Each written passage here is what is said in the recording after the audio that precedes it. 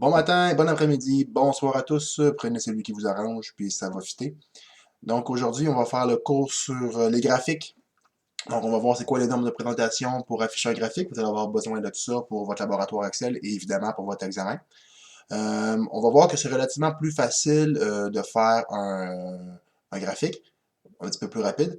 Puis c'est Excel aussi qui va nous aider à pouvoir faire ça. Donc, on va commencer avec les graphiques pour une variable qualitative ordinale. Donc, ce que je vais faire dans le fond, c'est que je vais passer point par point, puis après je vais aller vous montrer dans le graphique où est-ce que c'est, comment il faut le faire. Puis grosso modo, vous allez voir, c'est vraiment tout à fait simple comme cours. Donc, premièrement, quand on fait un graphique, là, le graphique doit posséder un titre identique à celui du tableau de distribution. Donc, vous vous rappelez le modèle qu'on avait donné pour les titres pour les tableaux, c'était les unités statistiques en fonction de la variable / date, lieu ou taux d'information pertinente. Donc, par exemple, ici, si j'ai la répartition de 75 personnes selon leur degré de satisfaction à l'égard de leur niveau de vie. Donc, ça, c'est le titre, mais je vais avoir exactement le même titre, aucune imagination, là, exactement le même titre pour votre graphique, puisque c'est exactement la même chose. Le graphique et le tableau, c'est exactement la même chose. La seule différence, c'est que le graphique est plus visuel que le tableau. Mais sinon, là, ça représente le même concept. Donc, pourquoi changer de titre? Ben, justement, on ne change pas de titre. On prend le même. C'est la même affaire. 2. L'axe horizontal représente le pourcentage des unités statistiques pour chacune des modalités. Donc, l'axe horizontal, c'est le pourcentage. Ça peut aussi être avec les effectifs. En général, on préfère le pourcentage, mais selon les consignes, ça peut être les effectifs. Donc, par exemple, ici, mon axe des X, elle est en effectif, le nombre de personnes. Puis ici, c'est le même graphique, mais en pourcentage. Donc, ça peut être un ou l'autre. En général, on préfère les pourcentages, mais quand il y a des très, très petits effectifs, des fois, les effectifs, ça fait la job. Ensuite, l'axe vertical représente les modalités. Donc, votre axe D vertical, l'axe des Y, ici, là, c'est votre niveau de satisfaction parce que c'était ça les modalités ici. Donc, très satisfait, pas satisfait du tout, vous les mettez. Si c'est une variable ordinale, vous les mettez du plus petit au plus grand. Donc, en bas, vous partez avec le plus bas, pas du tout, puis vous finissez en haut avec en haut, comme vous voyez, en haut, dans le très satisfait. Si c'est nominal, on se fout de l'ordre, mais ordinal, mais elle est toujours du plus petit au plus grand. Faut donner un titre aux axes, et pas habituellement, mais c'est celui de la deuxième ou troisième colonne du tableau de distribution selon le cas. C'est-à-dire, le titre que vous mettez ici, là, nombre de personnes, c'est le même titre que vous avez choisi ici, nombre de personnes. Si c'est en pourcentage, ben pourcentage des personnes. Dans ce cas-là, vous dites pourcentage des personnes. Votre axe des X, aucune imagination. Vous prenez exactement le même titre que le même sous-titre que vous avez pris dans le tableau, parce qu'encore une fois, le tableau et le graphique, c'est la même affaire. Puis vis-à-vis, ici, là, en haut, vis-à-vis chacune des modalités, on doit tracer la bande horizontale de la hauteur correspondant au pourcentage. Oui, bien sûr. Donc, après, vous devez mettre les bandes proportionnelles au nombre de personnes que vous avez ici. Donc, si c'est 29, il doit avoir vraiment 29 de long. Puis s'il est 22, lui, il ne doit pas être disproportionnellement long là, quand on le met. Là. Donc, il doit être proportionnel à la quantité de gens que vous avez dans votre tableau. Puis aussi, je ne l'ai pas dit, là, mais sur l'axe des Y, inscrivez aussi le titre, le même titre que ici, à la première colonne. Maintenant, toutes les bandes doivent avoir la même largeur et ne pas se toucher. Donc voilà, j'ai fait des petites bandes, toute largeur identique, et ils ne se touchent pas. Les bandes vont se toucher uniquement quand on va parler de variables continues, c'est-à-dire un petit peu plus tard. Voilà, aussi facile que ça. Vous allez voir dans votre laboratoire Excel, je vais vous montrer comment faire ça directement dans le laboratoire. Voilà. On peut le faire dans l'autre sens, on peut le faire de façon verticale plutôt qu'horizontale. On peut inverser notre axe des X, notre axe des Y. Sincèrement, ça ne fait absolument aucune différence dans le cas d'une variable qualitative. Donc, si vous avez une variable qualitative, vous pouvez soit mettre vos colonnes ici debout ou couchées. C'est la même affaire. Aucune distinction à faire à ce niveau-là. Les deux se font. Maintenant, pour le cas d'une variable qualitative nominale, On peut faire le même graphique qu'on a fait en haut, ça fonctionne, il n'y a pas de problème. Mais on peut aussi faire ce qu'on appelle un diagramme circulaire. Donc, un diagramme circulaire, c'est quoi? Vous avez tous déjà vu sur Internet, là, ils font des memes sur Facebook avec des jokes de qualité douteuse, là, je suis sûr que vous en avez déjà vu. Dans le fond, c'est un cercle et on répartit les pourcentages selon la proportion du cercle qu'il représente. Donc, la définition d'un diagramme circulaire est un cercle divisé en secteurs dont l'angle au centre de chacun est proportionnel au pourcentage des modalités respectives. Qu'est-ce que je veux dire par là? Ben, si par exemple ici, là, dans l'exemple, la répartition des sortants du système d'éducation selon le dernier diplôme obtenu, ben, si la formation technique et professionnelle, c'est 45% des gens, mais il faut qu'ils prennent 45% du cercle, donc 45% de l'angle intérieur. Donc, l'angle qui est ici, là, il doit représenter 45% de 360 degrés. Justement, là, pour calculer votre angle au centre, c'est vraiment ça l'idée. Vous faites 360 fois votre pourcentage et ça va vous donner l'angle que vous devez avoir dans votre diagramme circulaire. Ça, c'est utile quand on le fait à main. Là, quand Excel le fait pour nous, ben, ça se fait tout seul. Excel est brillant. Sinon, quand on construit un diagramme circulaire, il faut avoir une légende, parce qu'imaginez que je cache ça, là, je voudrais même le cacher avec ma main, mais ça va rien faire parce que vous voyez pas ma main dans l'écran, là. Imaginez que je cache la légende ici, là, puis on garde juste ça, ça veut dire fuck all, hein. La légende est hyper importante pour être capable de pouvoir interpréter le graphique. Et encore une fois, le même titre que le tableau. Puis si vous avez une source, indiquez-la en dessous, grosso modo.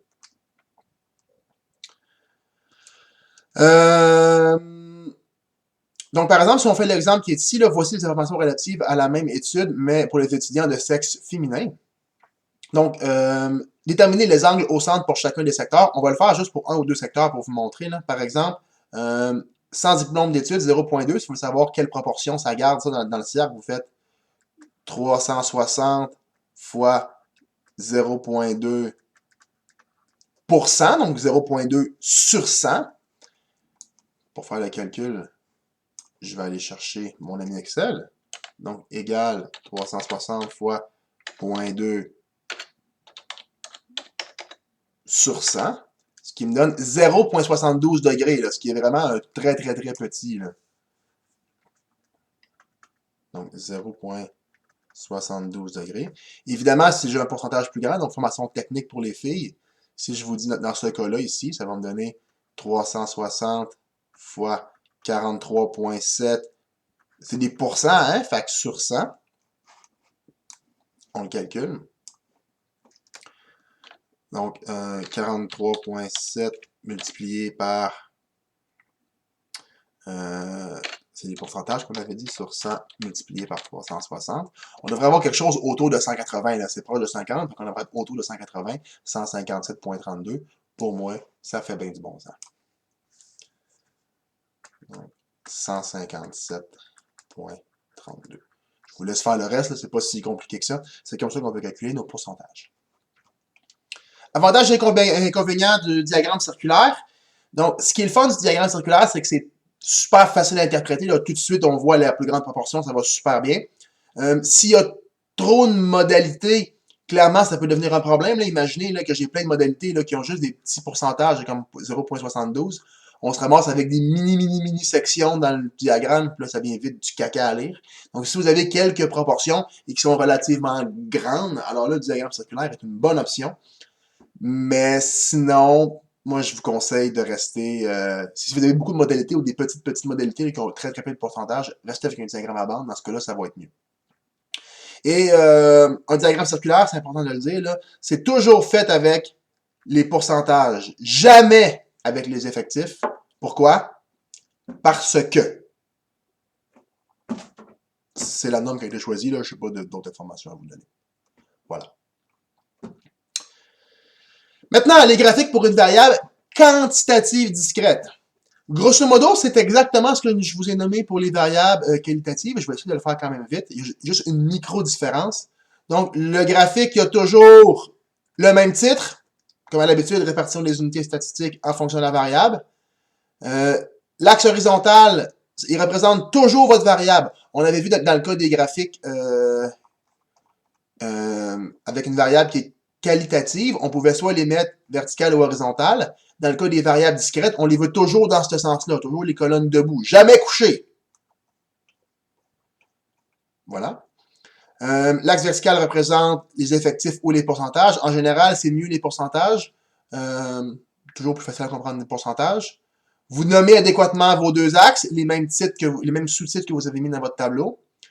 Puis, vis-à-vis chacune des valeurs sur l'axe horizontal, il faut tracer un bâton. Donc là, c'est très important. C'est un bâton. Un bâton, c'est quoi? Il n'est pas large. Je vais vous le montrer, vous allez comprendre tout de suite, là. Regardez. Mes bâtons sont... C'est vraiment des petits bâtons, c'est minuscule, là. Donc, quand on a une variable qui est qualitative, il faut avoir une certaine largeur. Puis quand on a une variable qui est discrète, il faut que le bâton soit le plus petit possible. Je vous montrerai comment faire ça dans le laboratoire Excel, vous allez voir. Et même chose, en bas, vous avez votre effectif, soit en pourcentage, comme dans mon cas en bas, soit ici avec les effectifs directs. Ici, vous avez votre variable, donc le nombre d'étudiants. Pas votre variable, mais votre modalité, le nombre d'étudiants. Et on met ça dans notre graphique. Et je vous rappelle, les graphiques qualitatifs, c'est toujours debout. Il faut toujours aller indiquer au-dessus de chaque bâton la valeur ici du pourcentage de l'effectif que vous avez choisi, qui a été choisi dans le graphique. Sinon, même nombre de présentation, même titre, même sous-titre, toujours vertical, les bâtons petits, écrivez vos effectifs. Même chose que pour la variable qualitative, mais toujours toujours debout. Voilà. Maintenant, pour une variable quantitative continue, il existe deux types de graphiques différents. On peut soit utiliser ce qu'on appelle un histogramme ou un polygone de fréquence. Grosso modo, c'est exactement la même chose. Je vais commencer par vous montrer l'histogramme, après le polygone de fréquence. Je vais vous montrer quand est-ce qu'on utilise un ou l'autre. C'est pas particulièrement compliqué, vous allez voir. Donc, un histogramme, c'est ça, un histogramme. On va aller regarder la définition. Donc, un histogramme est constitué de rectangles. Je voulais avoir mon marqueur, pas mon crayon. Donc, est constitué de rectangles adjacents. Qu'est-ce que je veux dire par des rectangles adjacents? Ils sont collés vos rectangles, parce que c'est une variable continue. Dans le cas d'une variable continue, il n'y a pas d'espace entre vos données. Donc, on veut que le rectangle soit collé un sur l'autre pour illustrer que c'est une variable continue. Là, juste parenthèse, là, par rapport au type de graphique qu'on a, juste en regardant le graphique, on sait si j'ai une variable continue, discrète ou qualitative. Si mes bandes sont collées, c'est continu. Si mes bandes sont petites, je sais que c'est discret. Si mes bandes sont un peu larges, mais décollées, je sais que c'est qualitatif. Donc, automatiquement, à cause des nombres de présentations qu'on établit, quand on voit un graphique, on est capable tout de suite de dire c'est quoi le type de variable qu'on est en train d'étudier ou qu'on se fait présenter devant nous.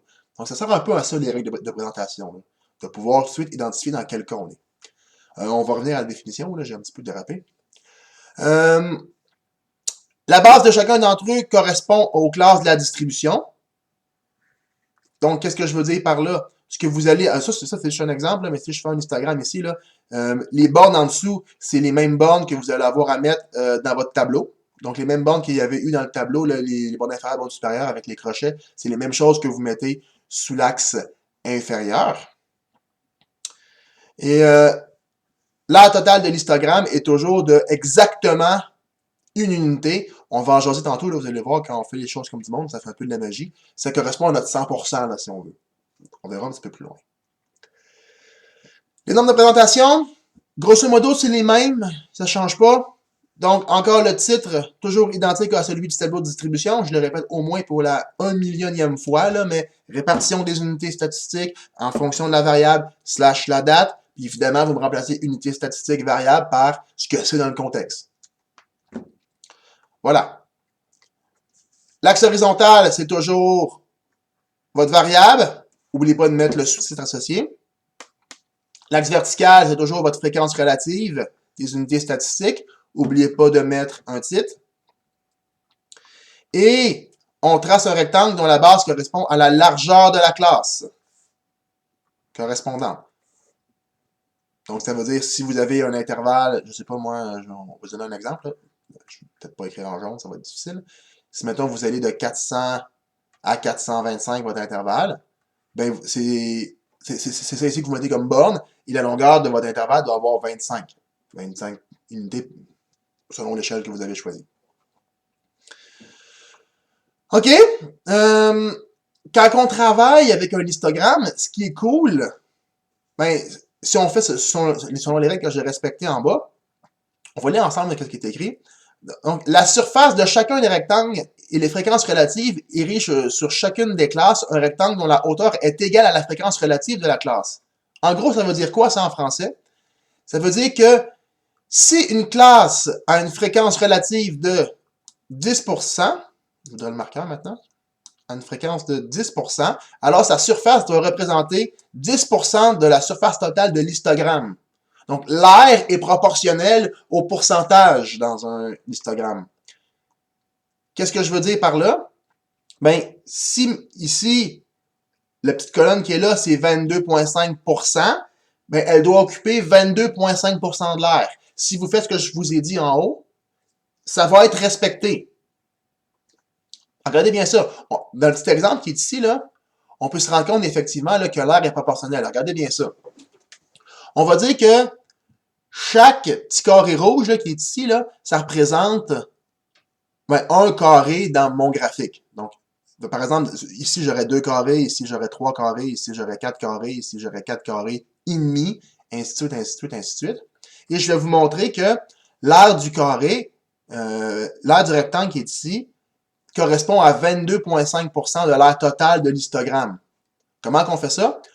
Je vais aller compter le nombre de petits rectangles que j'ai dans la bande qui est ici. Donc, j'ai un rectangle, un autre rectangle rouge, j'en ai 2, 3, 4 et demi, donc 4 et demi.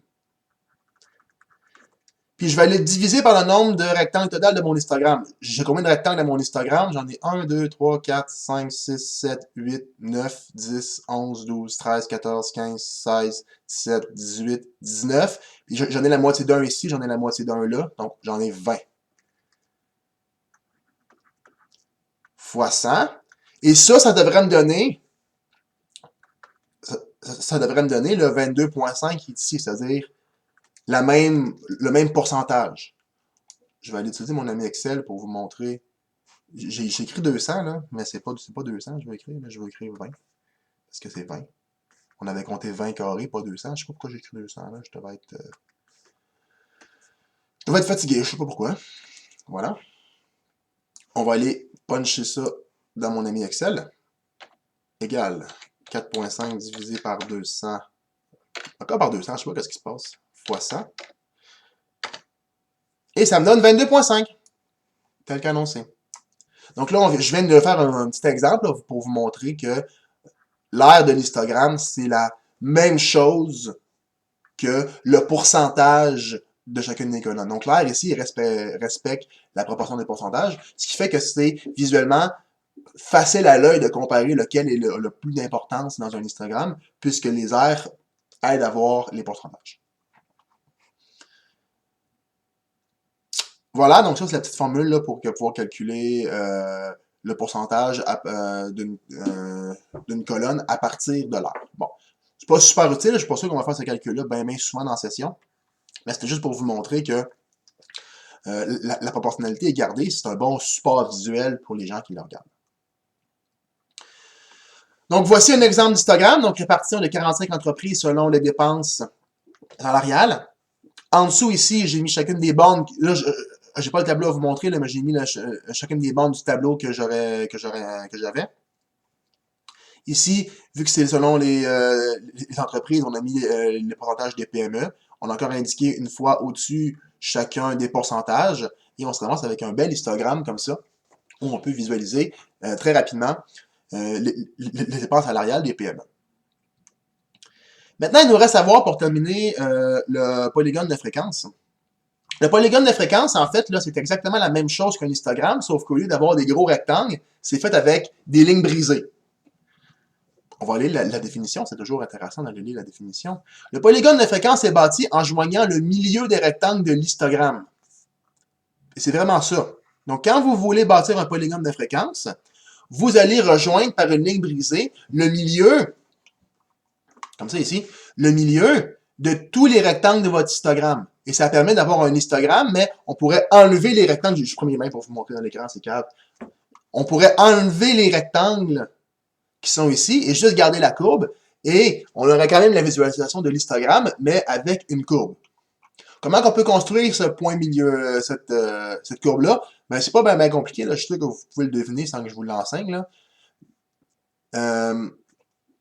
Grosso modo, qu'est-ce qu'il faut faire? Il faut faire un point sur chaque milieu de mes rectangles. Regardez ici, là, à la fin, on s'imagine qu'on a un autre rectangle qui a 0, on vient mettre un point au milieu. Même chose pour le début, puis on vient les relier comme ça, et ça fait votre polygone. Maintenant, c'est quoi l'avantage de ça par rapport à un histogramme? Ben, imaginez que j'avais un autre polygone, là, que j'avais un autre histogramme sur le même plan d'axe, mais on pourrait pas les comparer. Disons que je voudrais comparer l'histogramme, mettons ça c'est 2020, puis je voudrais comparer 2010, mais mettre deux histogrammes un sur l'autre, on comprendrait rien. Mais si j'avais un autre polygone, il veut pas mon maudit, hein? Il veut pas prendre mon crayon.